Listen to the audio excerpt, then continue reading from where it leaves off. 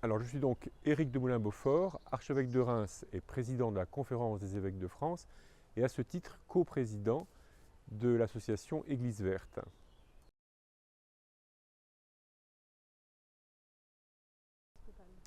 Donc, Église verte est une association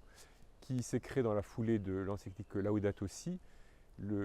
sous égide écuménique. C'est pour ça que Église verte a été portée au point de départ et est toujours soutenue par les trois coprésidents de ce que nous appelons le Conseil des Églises chrétiennes de France, donc le président de la Conférence des évêques de France pour les catholiques, le président de la Fédération protestante pour les protestants et le métropolite président de l'Assemblée des évêques orthodoxes de France pour ce qui est des orthodoxes. Et cette association propose aux communautés chrétiennes et maintenant aussi aux familles ou aux personnes tout un cheminement pour progresser dans l'intégration de la dimension écologique de leur vie.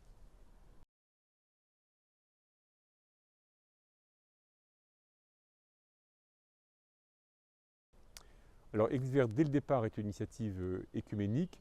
un peu là aussi selon la philosophie, si je puis dire, de l'encyclique Laudato Si, puisque dans cette encyclique, le pape François souligne l'inspiration qu'il a reçue des orthodoxes, en particulier du patriarche de Constantinople, qui est engagé sur ce sujet depuis longtemps. Notre conviction, c'est qu'il y a un enjeu de foi dans notre rapport, donc de foi au Christ, de foi au Dieu créateur, dans notre rapport à l'univers qui nous entoure et dans le soin apporté à notre environnement. Il y a aussi une dimension morale, éthique, puisqu'il s'agit ensemble de prendre soin les uns des autres, en particulier des plus faibles, des plus fragiles dans notre humanité. Et donc, dans ce processus Église verte, chaque communauté, chaque groupe, chaque famille est aidée par l'association à progresser. On ne progresse pas tout seul, on est aidé à faire un diagnostic et puis on est aidé aussi dans la mise en œuvre des mesures nécessaires pour progresser.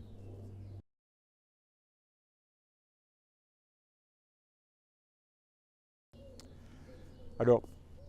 pour moi, Laudato Si a été un beau cadeau vraiment que le pape François nous a fait. Il nous a permis de nous saisir de cette réalité de la crise écologique, de la prendre vraiment au sérieux, mais aussi de mieux réaliser la portée de notre foi comme lumière sur notre inscription comme être humain dans un environnement très, très large, humain, non humain, avec les animaux, les végétaux, etc. Nous formons un seul cosmos. C'est une grande idée que les pères de l'Église avaient beaucoup développée, mais qu'on avait un peu perdu de vue en traitant le cosmos comme une chose un peu neutre, un centre de ressources dans lequel nous pouvons puiser de manière indéfinie.